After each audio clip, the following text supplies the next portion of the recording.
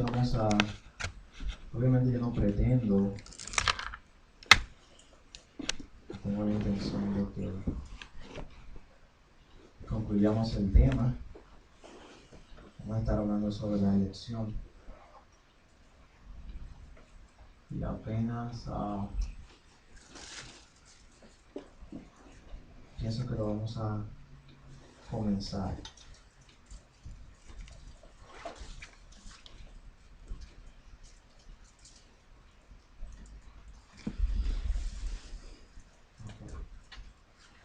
Vamos a orar al Señor.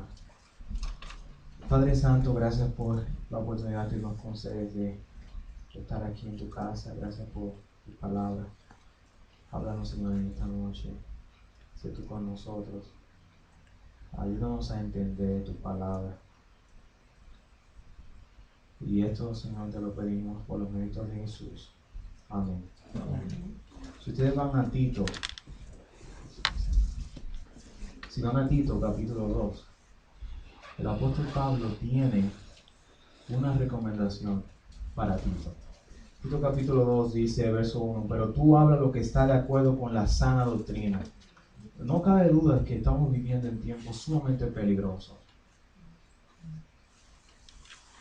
No sé cuántos de ustedes han escuchado acerca de esta señora Oprah, una señora muy respetada en este país, no solamente por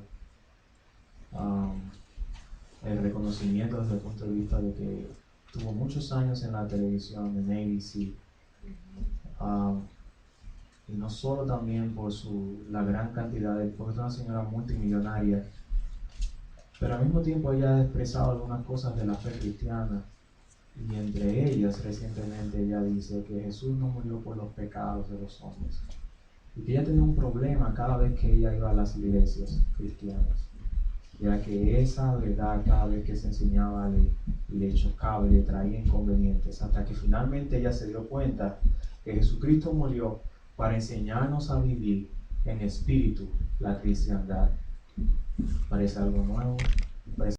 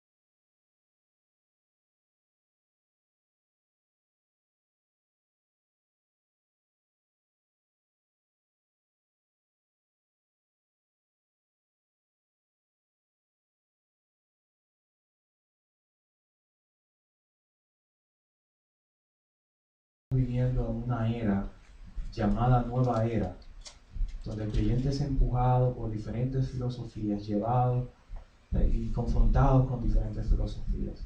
Y Pablo le dice a Tito, pero tú, ante esos ataques, habla lo que está de acuerdo con la sana doctrina. El creyente debe, y lo vimos la semana pasada, primera de Pedro, recuerdan ese capítulo 3, verso 15, que debemos estar listos para presentar defensa de la esperanza que hay en nosotros. Primera de Pedro 3:15. Acerca de este tema, han habido pasiones, se aumentan las pasiones, hay muchas discusiones. Yo empecé a estudiar este tema en el 1998. Estudiante de seminario, yo fui formado bajo una de las tendencias, porque o se está en uno o se está en otra. O usted cree de una manera la predestinación a elección o la cree de otra manera. Me refiero a los conceptos o a los grupos llamados arminiano y calvinista o reformado. Yo fui formado del lado arminiano y en la mayoría de iglesias bautistas independientes, algunas iglesias bautistas del sur también, tienen más esta formación. Y es la que cree que el conocimiento de Dios anticipado lleva a Dios a hacer su elección. O sea, Dios elige porque Él sabe quién se va a convertir. ¿Ok? Pero gracias a Dios, al pasar los años, 1998, yo he tenido la oportunidad de estudiar el tema. Yo recuerdo que en una ocasión me senté frustrado y dije, si no entiendo la doctrina de la elección, no voy a seguir estudiando la Biblia, porque me resulta raro. Y los argumentos del seminario no me satisfacían, porque sentía que eran muchos argumentos humanos sin base suficiente bíblica. Apenas 2 versículos o 3 de las Escrituras y veía que todo era enfocado hacia la idea de lo que pasa es que Dios ve el futuro y como Dios ve el futuro antes que suceda, Dios puede determinar y decir, porque Él sabe quién va a aceptar a Jesús. Pero ¿cuáles son las bases bíblicas para sustentar un argumento como ese? Que Dios necesita ver el futuro. Yo me leí libros enteros de eso. Al final de cuentas, tampoco es una doctrina que determina la situación espiritual o el destino final de un creyente. El saber o creer de una manera o la otra la elección no determina a dónde un creyente pasará, a dónde una persona pasará su eternidad. Sigue siendo un asunto de fe en Jesús como Salvador, que nos limpia nuestros pecados y nos lleva a Dios. Así que en ese punto estamos claros. Usted cree arminiano o calvinista, eso no va a determinar dónde usted pasará su eternidad con Dios o con Satanás. Pero aquí tenemos la oportunidad de que no hay prejuicios. Vamos a estudiar el tema desde el punto de vista bíblico. Vamos a ver cómo se defiende desde el punto de vista arminiano. Y vamos a ver las contradefensas y las defensas. ¿Qué dicen los reformados? ¿De dónde viene todo esto? ¿Cómo se piensa de un lado y de otro? Ustedes van a saber cuál es la posición mía como pastor.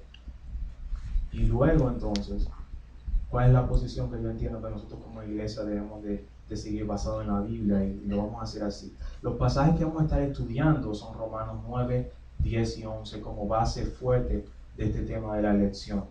Y que yo quiero que en sus casas léanlo una y otra vez, 10, 15 veces, busquen todos los comentarios que deseen buscar sobre el tema y traigan preguntas. Hoy vamos a hablar la introducción, luego vamos a estar hablando de las bases bíblicas del tema en sí de la elección. Vamos a estar viendo los argumentos en contra de la elección. Vamos a estar viendo las posiciones arminianas, que es la otra escuela de pensamiento teológica acerca del tema, y por qué no una y por qué sí la otra. El tema va a ser bien interesante. ¿Y cuáles son los efectos de esta doctrina?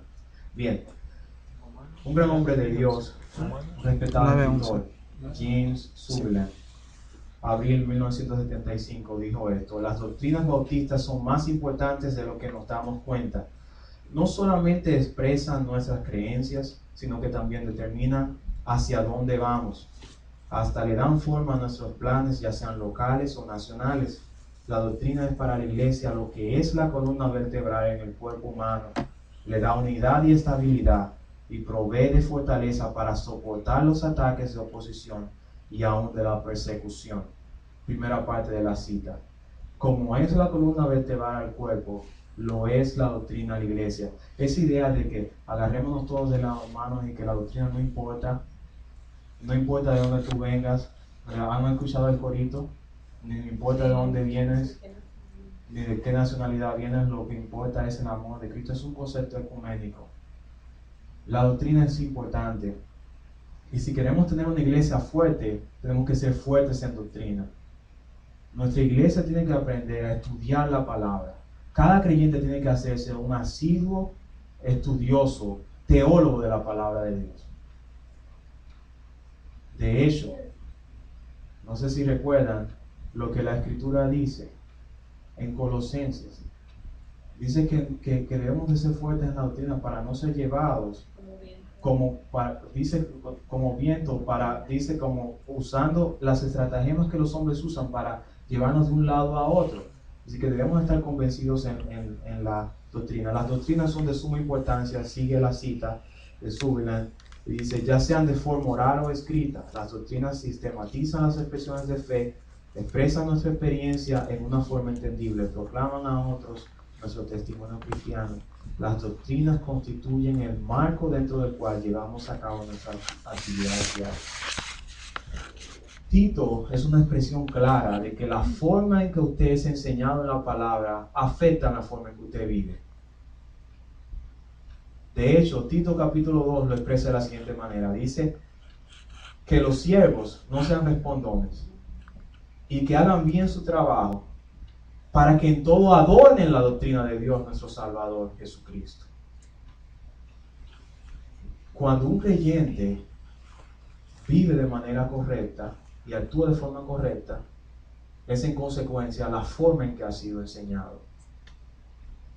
¿Okay? Así que doctrina es enseñanza, y si un creyente necesita una iglesia es fuerte, tiene que serlo en la enseñanza. La iglesia que se rehúsa a enseñar la doctrina se debilita a sus miembros, trabaja contra su unidad e invita a la inestabilidad en su congregación, merma la convicción de sus miembros e inhabilita su progreso futuro.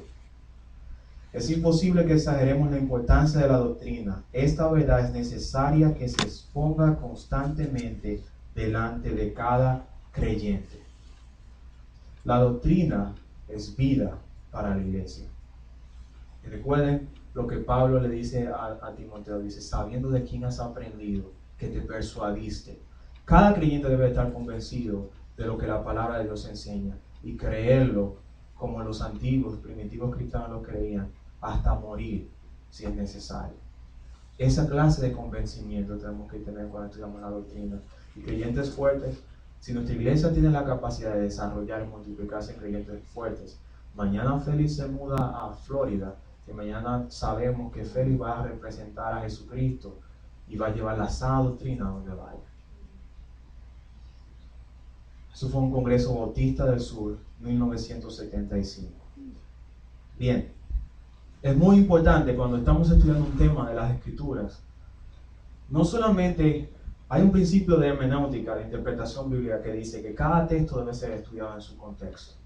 Lo que eso quiere decir es que el texto debe de estudiarse lo que quiso decir en su contexto histórico en ese momento, lo que significó para otros, lo que significa para nosotros hoy, y en cuanto al contexto escritural hay que pensar en lo que la Biblia dice antes y después y sobre ese texto.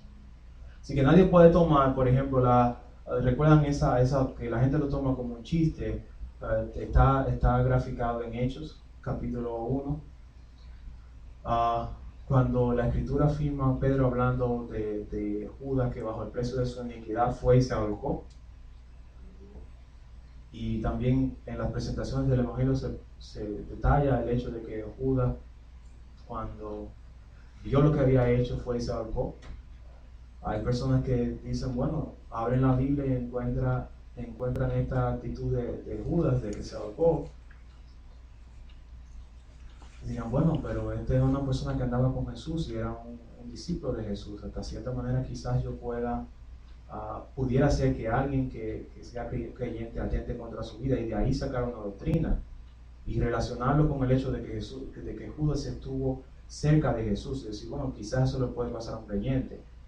Pero ¿qué enseña la Biblia acerca de la vida? ¿Quién da la vida? ¿Quién la quita? Y esas cosas. Habría que torcer el pasaje, pero de hecho hay un principio hermenéutico que dice que todo el que saca un texto de su contexto es porque tiene un pretexto, tiene algo que explicar.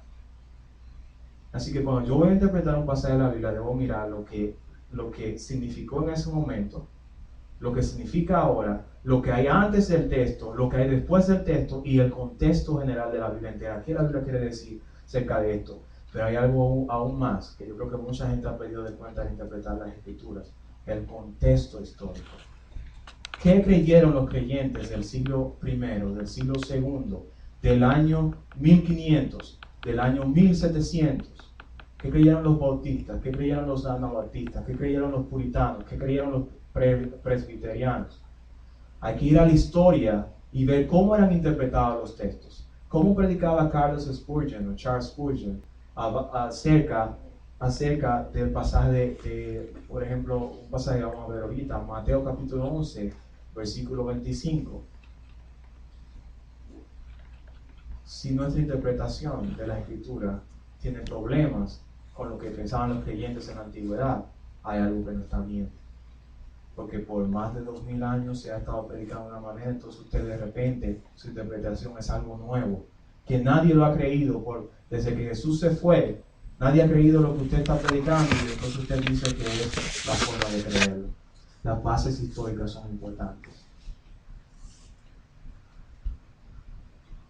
Yo quiero que nosotros veamos una serie de expresidentes de la Convención Bautista del Sur, que es la convención con la que nosotros estamos asociados en este país. Que la mayoría de ellos, las iglesias bautistas del sur son independientes, pero yo quiero que ustedes vean la mayoría de estos presidentes, cómo exponen y qué dicen acerca de la elección. Del lado divino, vemos que las escrituras enseñan una elección eterna de hombres para vida eterna basada simplemente en el beneplácito de Dios. Efesios capítulo 1, que es uno de los pasajes que vamos a estudiar, dice que fuimos escogidos en Dios según el beneplácito de su voluntad, según su bondad, según su propósito. Así que Dios no vio nada lindo en ti. Dios no fue un acto de belleza natural que Dios vio en ti, o que tú tenías la capacidad de amar a su Hijo Jesús para aceptarle como Salvador, y por esa razón Dios te escogió. La elección de Dios descansa en su voluntad, porque Él quiso. Y para eso hay dos bases que nosotros tenemos que ver en esta noche. Pero yo quiero que ustedes comiencen a ver. Esto es John A. Rhodes, antiguo presidente del Seminario Bautista Teológico de Kentucky, que es el seminario bautista más grande que tenemos en el país. Yo quiero que ustedes vean. La elección eterna de hombres enseñada en las Escrituras está basada simplemente en la voluntad de Dios, en su plan, su propósito. No en que Dios decida ver o porque Dios ve que tú al final le vas a aceptar. Dicho sea de paso, les digo desde el principio, el hombre es incapaz de responder a Dios por sí mismo. Y lo vamos a ver en una doctrina que vamos a enseñar en esta noche, que casi no se habla hoy. Otro fundador y primer presidente del Seminario Bautista, o Southern Baptist Theological Seminary. Dios, de su propósito, ha determinado desde la eternidad salvar a un número definido de individuos de la humanidad. Todo el mundo aquí sabe que no todos se van a salvar. Y de hecho hay mucha gente en el infierno en este momento. No por causa de mérito alguno en ellos, o por sus obras, ni por algún valor de ellos, sino por su propia buena voluntad. Efesios capítulo 1. B. H. Carroll, fundador y presidente del seminario, nuevamente, Bautista de Kentucky, otro presidente, fundador. Todo aquel que Dios escogió en Cristo es traído por el Espíritu de Cristo. Todo el que es predestinado es llamado por el Espíritu en un momento dado, justificado en un momento dado y será glorificado cuando el Señor regrese. La elección no puede ser disociada de la seguridad de la salvación. Todos los elegidos serán salvos. Si ustedes comienzan a ver, y estamos hablando Romanos 8:28, a los que conoció antes, a estos los predestinó, para que fuesen hechos conforme a la imagen de su Hijo. Y a eso también glorificó. ¿Saben lo que está diciendo la Biblia? Todos ustedes, no fue de forma accidental que conocieron a Dios. Antes de Dios crear a Adán y a Eva, Dios diseñó la salvación. Y no solamente decidió la salvación, decidió con quiénes Él iba a estar en la eternidad. Y ahí estamos nosotros. Eso es maravilloso. El entendimiento correcto de la doctrina de la elección es sano para la iglesia. A muchos pastores no les gusta hablar de esto. Primero porque requiere estudio. Es un asunto que lleva años de estudio. Y hay gente que su tiempo como pastores es televisión, comiendo y echando colesterol. Pero estas cosas hay que enseñarlas como la Biblia dice y como debe ser. James Boyce, fundador y primer presidente del Seminario Bautista Teológico, dice: la doctrina de la elección significa que Dios salva de acuerdo a su propósito eterno. Esto incluye toda la influencia del Evangelio, la obra del Espíritu, y esto lleva al hombre al arrepentimiento de sus pecados y a aceptar a Cristo. Así que nadie piense que los elegidos se salvan bajo un acto indiscriminado de la única soberanía de Dios, donde no hay efecto del Espíritu Santo, donde no hay efecto de la palabra de Dios y donde no se le predica el Evangelio, lo que nos lleva a un punto llamado hipercalvinismo. Hipercalvinismo. Dios sabe quién se va a salvar, yo no tengo que salir a evangelizar. Eso no es así. En cuanto a la libertad del hombre se refiere, la doctrina de la elección no significa que Dios decreta salvar al hombre en respeto de su voluntad.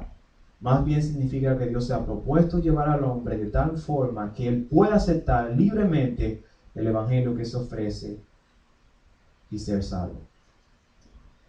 W.T. Conner, profesor de teología de ese seminario, no dudo en decir que seguida a la doctrina de la crucifixión y la resurrección de nuestro bendito Señor, ninguna doctrina tiene tanta importancia en la iglesia primitiva como la doctrina de la elección por gracia. La doctrina de la elección por gracia cambia la forma de nosotros pensar. ¿Saben por qué? Porque comenzamos a ver que nuestras vidas han sido diseñadas por Dios y que Dios nos ha tomado en cuenta desde antes de nacer. Y la Biblia nos va a enseñar que fuimos predestinados para ser hijos de Dios, y dice, para ser rociados, dice 1 de Pedro capítulo 1 verso 2, y obedecer al Señor Jesucristo. Efesios capítulo 1 dice que fuimos predestinados para ser adoptados hijos suyos, dice, para ser santos y sin mancha delante de Él. Cuando tú relacionas la doctrina de la elección con el plan de Dios en tu vida, hay dos cosas por las cuales Dios decidió predestinarte. ¿Cuál es el propósito final de la predestinación? Que llegues a ser como su Hijo Jesús. Y eso trae como consecuencia santificación en la vida. Porque yo soy parte de un plan que Dios pensó hace mucho tiempo, cuando ni siquiera había mundo. ¿Ok? Charles Spurgeon, el príncipe de los predicadores bautista, dice: si Spurgeon estaba en lo cierto, y lo está, han habido muchísimos predicadores que han evitado una verdad bíblica muy importante, la elección. Spurgeon dijo: hay un prejuicio en la mente del hombre contra esa doctrina. Cada vez que se habla de la doctrina de la elección y se expone desde el punto de vista de la soberanía de Dios, comienzan los ataques. Eres un reformado, eres un calvinista. Eso no puede ser así. Y a pesar de que muchas otras doctrinas son bien recibidas por los que profesan ser cristianos, algunos con cautela, otros con gran placer, parece ser que esta doctrina en particular es de las menos cómodas, se ignora o se desecha. Si estuviéramos en los tiempos de Spurgeon, me pregunto qué diría al saber que los púlpitos guardan silencio con respecto a esto y los que están en las bancas permanecen ignorantes. Ahora, al final, noten, las antiguas confesiones bautistas, tales como la Confesión Bautista del 1689, Confesión de Londres, de Westminster, la famosa Confesión de Westminster, la Confesión de Filadelfia, 1742, la Confesión de New Hampshire. Todas estas confesiones son muy claras con respecto a la doctrina de la elección. Y si vamos más allá a la historia de los bautistas, los anabautistas creían en la doctrina de la elección. Es bien importante pensar en esta realidad. La elección es bíblica. La elección y la predestinación son dos doctrinas, son bíblicas. Históricamente, lo acabo de demostrar, su base doctrinal, su base histórica, creída por años, interpretada por años. La Confesión de Westminster, que fue en el 1643 se comenzó y fue terminada en el 1689 y fue revisada 1163 veces. Fueron reunidas todas las iglesias de Europa, invitadas. ¿Y cuál era el problema? ¿Por qué se hizo esta confesión o convención en Westminster, en Inglaterra? Porque no había una separación del gobierno y la iglesia. El rey dirigía la iglesia. Era el concepto de iglesia católica que tenemos hoy, de Roma. que el gobierno y la iglesia están casados. Y había muchas cosas que no estaban bien. Y se juntaron todos los teólogos de la época y todos los hombres santos de Dios y comenzaron a enunciar todo lo que la Biblia dice acerca de las doctrinas básicas, y entre ellas la doctrina de la elección. Si ustedes leen capítulo 5, 6 y todo lo que la confesión de Westminster dice acerca de la elección, es precisamente lo que muchos llaman calvinismo. William Carey, Adoniram Hobson, si ustedes conocen biografías de grandes cristianos y hombres de Dios importantes, todos estos nombres son famosos. William Carey, Adoniram Hobson, David Livingstone, John Piper, George Mueller, Charles Spurgeon, Jonathan Edwards, todos ellos creían en la doctrina de la elección, basada en la soberanía de Dios. ¿Ok? Así que hay consistencia histórica. Estamos hablando de gente en 1700, 1800, 1900. Ok, para hablar de la doctrina de la elección, hay dos cosas que no podemos olvidar en esta noche, y que la base de esta doctrina puede ser entendida cuando nosotros hablamos o entendemos dos doctrinas de la Biblia. Yo quiero hablar de la depravación total de la humanidad y de la soberanía de Dios. Solo de esos dos. Cuando se tiene un concepto correcto de la depravación humana y en segundo lugar se tiene un concepto correcto de la soberanía de Dios, se puede comenzar a hablar de elección. Si usted no sabe lo que es soberanía, no puede ponerse a hablar de elección. Porque la idea suya de soberanía es la de un Dios que está anciano, lleno de días, al que usted puede manejar y controlar. La idea del Dios americano, que no es la idea bíblica. El Dios que se presenta en la Biblia es un Dios que tiene una personalidad que dice Éxodo capítulo 32, verso 39, yo hiero y yo sano, y se hace lo que yo quiero. Lo vamos a ver posteriormente. A mí no me parece que cuando un Dios se expresa de esa manera, o quien quiera que se exprese así, tiene problemas de identidad, o puede ser controlado. Parece que no, ¿cierto? Pero ¿cuál es la concepción del Dios americano? Un Dios que puede ser manejado, un Dios que puede ser manipulado, un Dios que puede cambiar sus deseos por mis deseos, porque yo soy libre. Y el famoso libre albedrío, que es uno de los temas que se tratan cuando se habla de la elección, lo vamos a ver en relación al tema de la depravación. El hombre tiene libre albedrío, el hombre tiene la habilidad de escoger sí o no. Eso es libre albedrío, tengo capacidad para decidir. ¿Sí o no? Sí. Es cierto, bíblicamente sí, el hombre tiene libre albedrío. Yo voy a explicarlo.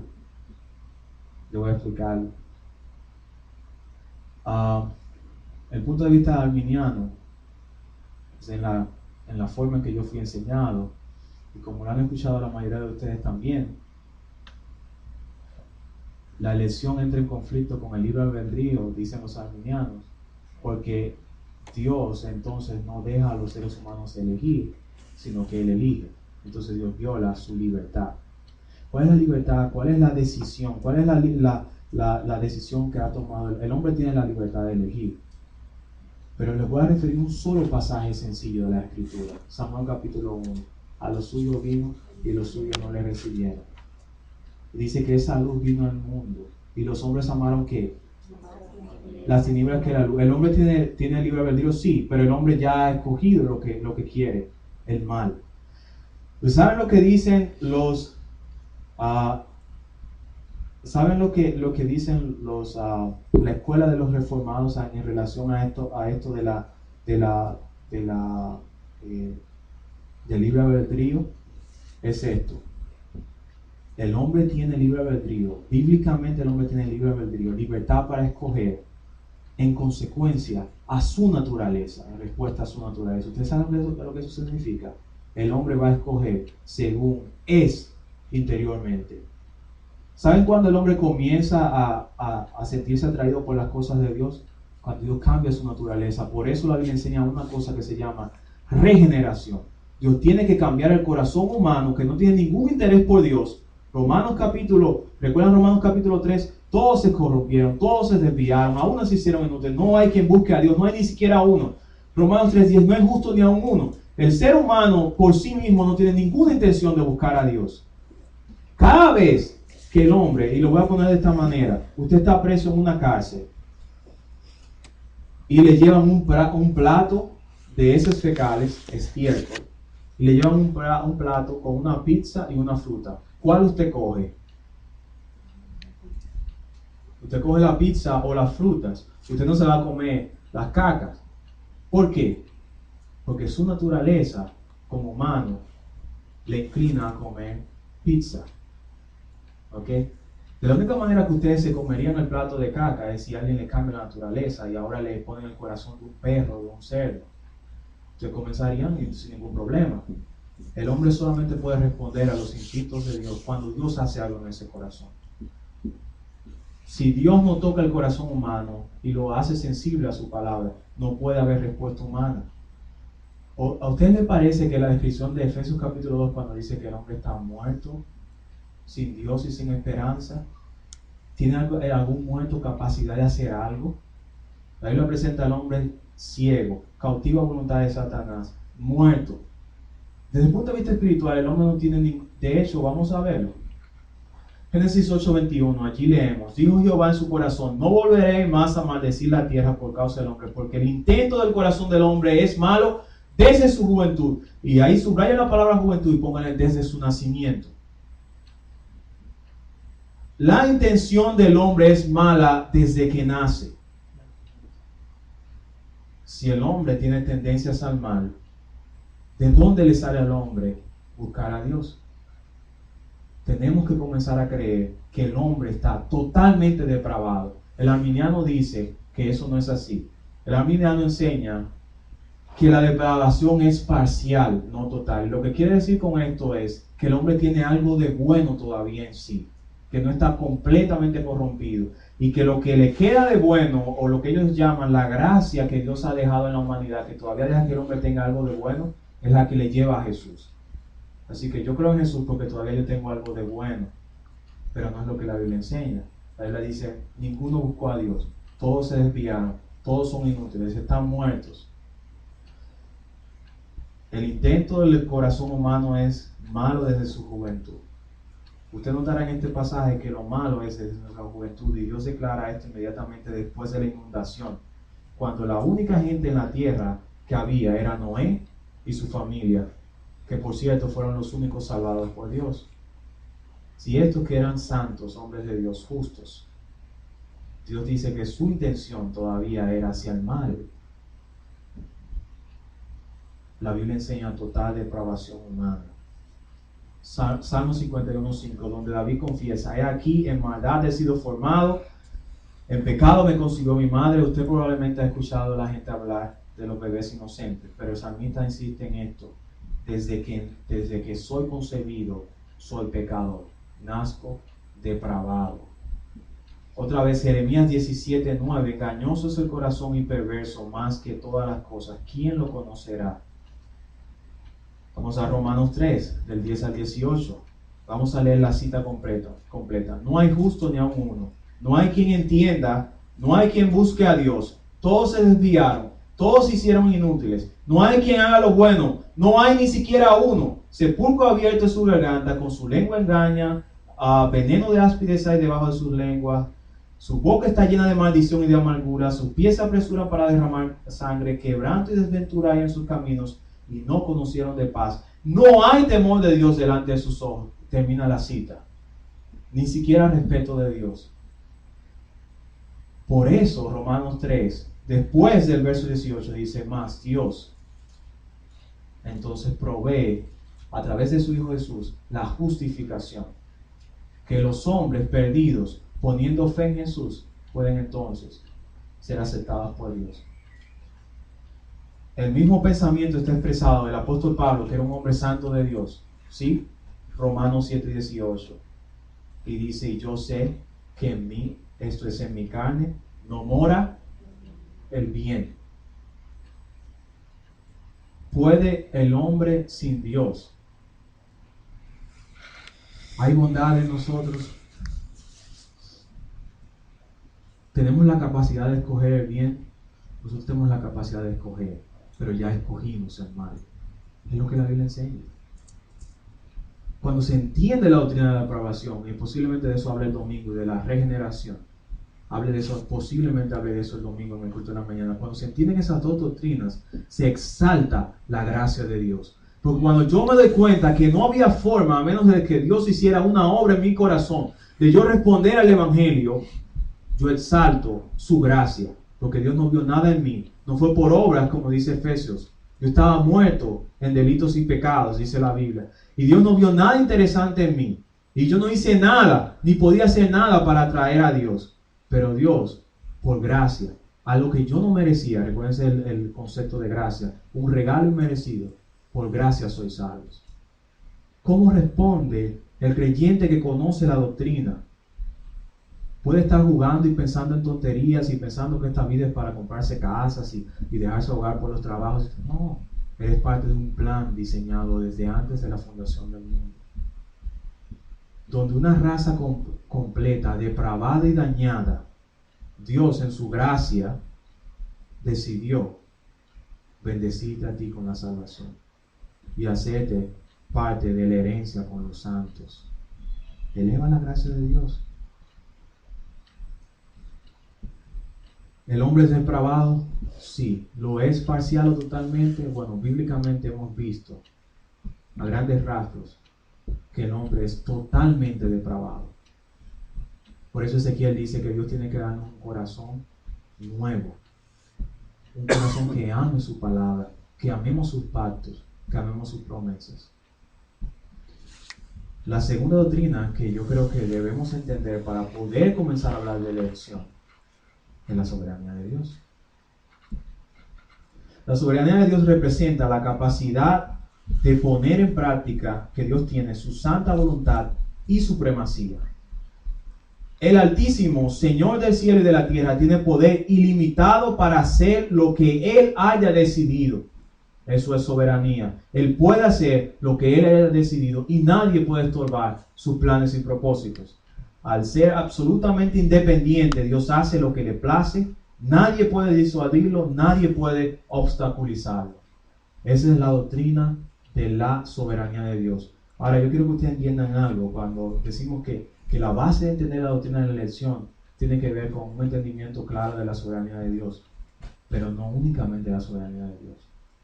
Porque Dios es tan soberano como es tan justo.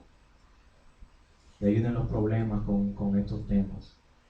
Nuestro Dios es soberano, pero es 100% justo y 100% misericordioso. La soberanía de Dios no es un ente autónomo que está en contraposición con todos sus demás atributos. La soberanía de Dios está en armonía con los demás atributos de Dios. Así que Dios ejerce su soberanía en consecuencia con su amor y su justicia y su misericordia. Así que Dios no va, esa idea de que Dios soberanamente escoge a las personas y no toma en cuenta sus actos de justicia y de amor, no estamos hablando del Dios bíblico. El Dios bíblico es un Dios que tiene una armonía perfecta de todas sus cualidades. Él es justo, Él es misericordioso, Él es santo, Él es soberano. De ahí entonces, cuando Dios permite algo en tu vida y tú entiendes que Él tiene el derecho de hacerlo y que no hay que cuestionarlo, como Diana dijo, a algunos les pareció algo quizás espantoso. ¿Cómo alguien puede decir, me negaron la visa, gracias a Dios? Primera Tesalonicenses capítulo 5, verso 16 dice que demos gracias a Dios en todo, porque esta es la voluntad de Dios, este es el deseo de Dios, esta es su soberana voluntad. Él quiere que demos gracias aun cuando las cosas no nos van como queremos. ¿Por qué? Porque su soberanía actúa en consecuencia con su amor y gracia. Y el que conoce a Dios sabe que Dios hace y permite lo que Él quiera que pase en nuestras vidas, pero Él lo hace con 100% de su amor y 100% de su justicia. Así que no es un déspota ni un dictador que nos da con un látigo y acaba con nosotros y no tiene ningún otro tipo no tiene misericordia. No es así. Isaías 46, 9 a 10. Este es un tema que se puede pasar la noche entera solo de soberanía, ¿ok? Pero yo quiero solamente dar algunas pinceladas. Miren cómo dice Isaías 46, 9 y 10. Yo soy Dios y no hay otro Dios. Y nada hay semejante a mí, que digo, mi consejo permanecerá y haré todo lo que quiero. ¿Qué clase de Dios es ese? Un Dios que tiene crisis de identidad, un Dios que no sabe lo que quiere, un Dios que puede ser manipulado. A mí no me parece una expresión así. Daniel, este es un testimonio que da Nabucodonosor, que era un gentil, un pagano. Nabucodonosor quiso burlarse de las cosas de Dios, ¿recuerdan? Y creerse Dios. Y Nabucodonosor da este testimonio en Daniel 4, 34 a 35. Nabucodonosor dice esto acerca de Dios. Dios, cuyo dominio es sempiterno, y su reino por todas las edades.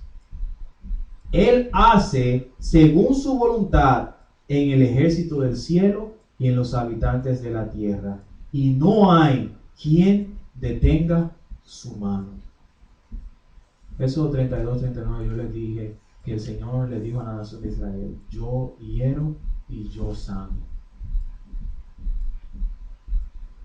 Les voy a decir, cuando quieran que hablemos del tema de la soberanía, solamente de eso les voy a decir, ningún creyente se enferma sin que esté autorizado por Dios. Nos guste o no nos guste, cuando nos toque un cáncer, recuerden, Él hiere y Él sana. Hay que estar conforme. Okay. Dos cosas hay que tener claras cuando hablamos de la elección. El hombre está depravado, no tiene capacidad alguna de hacer nada para salvarse. Entiendan eso. Ustedes hoy están aquí y tienen deseo de aprender la palabra de Dios, porque Dios hizo una obra que se llama la obra de salvación en sus vidas, que empieza, tiene varios componentes esa salvación.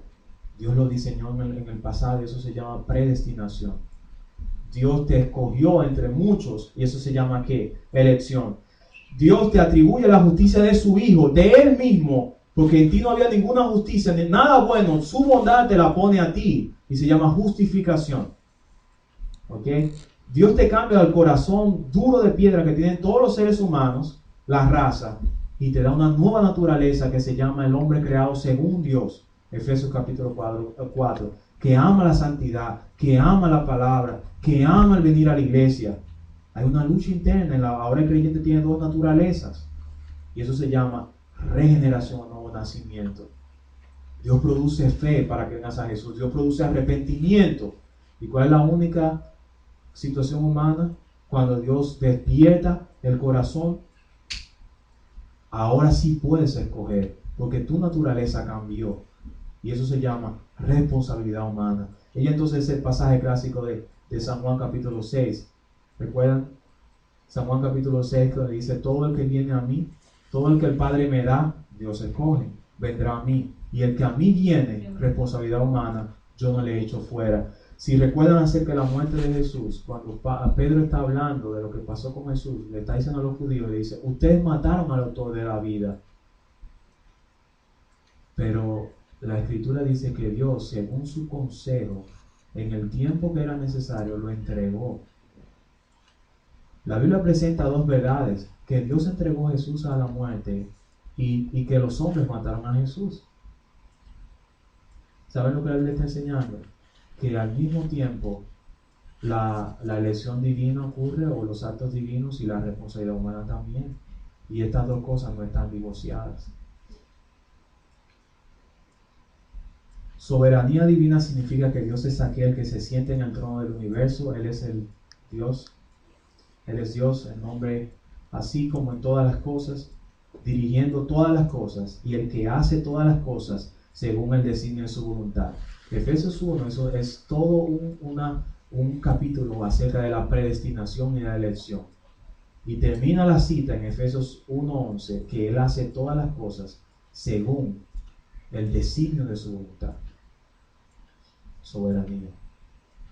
Finalmente, en medio de la aflicción que Dios permitió en la vida de Job, Job reconoce la grandeza y esplendor de Dios en contraste con su propio orgullo y pecado, y dice, yo conozco que tú todo lo puedes, que no hay pensamiento que se esconda de ti.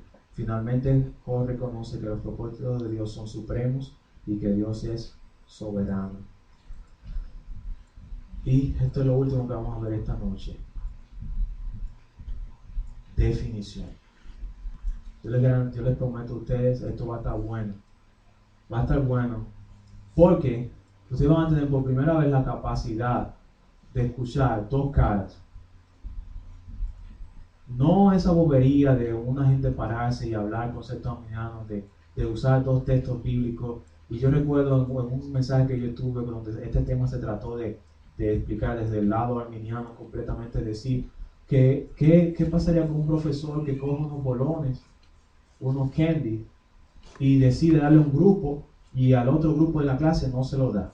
¿No sería Dios injusto? Son los argumentos más tontos, porque la Biblia se antepone ante tales argumentos. Romanos capítulo 9, el mismo apóstol Pablo dice, entonces tú dirás que Dios inculpa, que Dios es injusto. Pero ¿quién eres tú, hombre? Y Pablo mismo, la misma Biblia desautoriza esa clase de argumentos. Y esos son los argumentos que se usan para decir, no, Dios no puede escoger a unos y a otros, sí, esas cosas. Definición. La elección es la selección eterna que Dios hace. Yo quiero que todo el mundo esté en página, usen celulares, apunten y todo, porque esto viene en cuestionario, esto viene de todo. ¿Ok? Se está haciendo las grabaciones de los mensajes de la serie para que la gente lo escuche en la casa. Esto es de aquí para el cielo. ¿Ok? Elección. Es la selección eterna que Dios hace de personas para vida eterna. También les puedo mandar el PowerPoint que lo hice y tiene notas también. Yo le puse notas, pero luego los que saben de computadora me ayudan porque no puedo encontrar. Tengo notas también ahí y no me salen. Porque cuando lo pongo les sale a ustedes también las notas y así no vale. La elección es la selección eterna que Dios hace de personas para vida eterna. No por causa de algún mérito previsto en ellos de antemano, sino por pura misericordia en Cristo. En consecuencia de lo cual ellos son llamados, justificados y glorificados. Eso es Romanos 8, 29. La palabra elección o elegir viene de la palabra griega eklegomai. Eklegomai, no sé si han escuchado otra palabra que dice, que es en griego, eclesia. Eclesia quiere decir los llamados fuera. Iglesia quiere decir los que han sido llamados fuera. ¿Fuera de dónde? Del mundo. Eklegomai quiere decir los que han sido escogidos. Se usa unas 25 veces en el Nuevo Testamento. Significa escoger o elegir por uno mismo, una escogencia de entre muchas. Y aquel que ha hecho la elección o la escogencia es Dios. Juan 13 y 18. No hablo de todos vosotros, yo sé a quién he elegido, mas para que se cumpla la escritura, el que come pan conmigo levantó contra mí su carcañal. ¿Está hablando de quién? De Judas. Efesios 1:4. Ahí nos metemos en nuestro tema. Según nos escogió en él, Cristo, antes de la fundación del mundo, para que fuésemos ¿qué? Santos y sin mancha delante de él. Por eso es que yo quiero que aquí se enseñe predestinación y elección, porque son doctrinas bíblicas. Porque cuando se conoce la doctrina de la elección y la doctrina de la predestinación, entendemos que somos parte de un diseño cuando ni siquiera había creación, cuando ni siquiera había mundo. Ya Dios había pensado en un grupo de personas que Él iba a crear, que la raza iba a caer y que tú ibas a estar dentro del grupo que Él iba a escoger para salvación, para que fueses santo y sin mancha. ¿Saben lo lindo de pensar en Efesios 1:4? Las implicaciones de este versículo. Que si un creyente no aplica su vida a la santidad, está perdiéndose de los propósitos de Dios. Las implicaciones de Efesios 1:4 es que si yo no aplico mi vida diariamente a vivir santamente, yo estoy andando en desobediencia del plan de Dios para mi vida. En otras palabras, yo estoy siendo como Sansón. Dios había diseñado un plan perfecto para Sansón, y ahí está un cuadro perfecto del libre albedrío. Cómo Sansón escogía todo su asunto, pero al final de cuentas siempre los propósitos de Dios eran cumplidos. Y Dios dejaba que Sansón hiciera y deshiciera, y ustedes lo saben. Pero Sansón pudo haber tenido una vida exitosa y diferente si se hubiese sometido a los planes de Dios. Igual manera para cada uno de mis hermanos aquí en esta noche. Si ustedes no conforman su vida a una santidad, y como dice aquí, santos y sin manchas delante de Él, es como vivir y perderse el propósito de Dios. Lo voy a poner de esta manera. Si pasamos los días y solo somos trabajo, ir a la escuela o hacer las cosas que rutinariamente hacen las personas de este mundo, y no nos dedicamos a aplicar nuestro corazón a la santidad y a la vida en pureza, sin mancha delante de Dios y a ser mejores como Cristo, no estamos perdiendo parte del plan de Dios, porque fuimos destinados a eso. Primero de Pedro 5:21, te encarezco delante de Dios y del Señor Jesucristo y de sus ángeles que, escogidos, que guardes estas cosas sin prejuicios, no haciendo nada con parcialidad. Hablando de los ángeles también son escogidos. La otra palabra, o la otra doctrina, pero vamos a comenzar con la palabra, es predestinación. Estamos ya terminando por esta noche. La palabra predestinación viene de la palabra griega proorizo, y ese pro que se usa tanto, pro templo, ¿okay? Pro vida, pro vitae, ¿verdad? O pro vita, y tantos pro que hay por ahí. Pro quiere decir a favor, ¿cierto? Determinar de antemano, decidir con antelación. En el Nuevo Testamento, Dios ha decretado desde la eternidad, eso es lo que significa predestinación. Dios ha predeterminado, señalado de antemano. Entonces la predestinación es la enseñanza de que Dios ha determinado libremente y desde la eternidad quién se salvará. Ahí empieza la gente a rascarse y dice, aquí sí la cosa de poner dura. Dios ha determinado desde la eternidad quién se salvará. Las veces que esta palabra ocurre en el Nuevo Testamento demuestra que Dios es el que está predeterminando y permite que ciertos eventos se lleven a cabo. Vamos a ver Romanos 8, 29 y 30, que dice, porque a los que antes conoció, también los predestinó para que fuesen hechos conformes a la imagen de su Hijo, para que Él sea el primogénito entre muchos hermanos. Ustedes pueden ver el picture here. Es lindo. Romanos 8:29 está diciendo que Dios seleccionó su familia antes que hubiera mundo, antes que hubiera creación. Y Dios dejó que los seres humanos escogieran. Y nosotros escogimos el mal. ¿Acaso ustedes no recuerdan? No sé a veces cómo la gente lee Génesis capítulo 3. ¿Saben por qué yo no lo entiendo? Porque pareciera ser como si alguien obligó a Adán a pecar. O a Eva. Fue una elección de ellos. Y ellos representan a la raza humana completa. El Edén era un símbolo de la presencia de Dios. Ellos veían a Dios y Dios los veía a ellos. Y no se avergonzaban, era una comunión perfecta. El mundo era perfecto. ¿Y qué decimos nosotros? Dios dijo que no comiéramos. Y en Adán y Eva, todo el mundo pecó, dice Romanos capítulo 4. La raza se corrompió.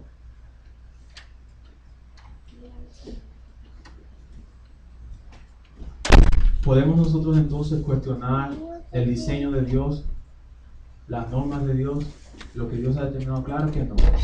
Dice el verso 30, y a los que predestinó a estos también llamó, y a los que llamó a estos también justificó, y a los que justificó a estos también glorificó. Así que el Dios que nos escogió, que nos predestinó, el Dios que también dice nos justificó, nos garantiza que nos va a glorificar. ¿Y saben lo que expresa esta enseñanza de la predestinación? Que aquellos que Dios ha salvado no tienen forma de caer, porque van a ser glorificados. Y me encanta, y les voy a decir, todos estos verbos aparecen en una sola oración en griego. Y la oración está expresada en un tiempo verbal que se llama aoristo, que quiere decir pasado perfecto. Todos estos acciones de Dios fueron hechas y se dan como un hecho en griego. Una apuntando a la seguridad de la salvación. Una persona que ha sido salva no va a caer, no va a perder su salvación, porque está garantizada. Finalmente, 1 Corintios 2:7, más hablamos sabiduría de Dios en misterio, la sabiduría oculta, la cual que Dios predestinó antes de los siglos para nuestra gloria. Y Pablo habla de ese misterio, dice que ahora ha sido revelado para nosotros, que hemos alcanzado los últimos años, después que vino Jesús. Efesios 1:5, en amor, habiéndonos predestinado para ser adoptados hijos suyos. Los que tengan algún problema con la palabra predestinación o predeterminado o señalar de antemano, Dios señaló de antemano quienes iban a ser adoptados como sus hijos. Según, y ahí explica Efesios 1:5, según que el puro afecto de su voluntad. Sigue siendo un acto de la voluntad de Dios, no nuestra. Finalmente, Efesios 1:11, en Él asimismo tuvimos herencia, habiendo sido la herencia que tenemos los creyentes y un reino eterno con Dios en los cielos, habiendo sido predestinados conforme al propósito del que hace todas las cosas según el designio de su voluntad. Así que Efesios 1:11 enseña perfectamente que no solamente Dios predestina, sino que Él hace todas las cosas. Y la herencia que tenemos los cristianos es según el designio, la decisión de su voluntad, para ponerlo así, la decisión de su voluntad.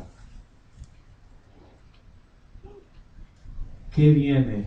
Coming next para el miércoles. Romanos 9, donde la gente se ala a los moños y se lo han alado por siglos. Romanos 9. A Jacob amé y a Esaú aborrecí. Y no habían hecho, el uno y el otro había hecho bien, cuando dice el apóstol Pablo, el mayor servirá al menor.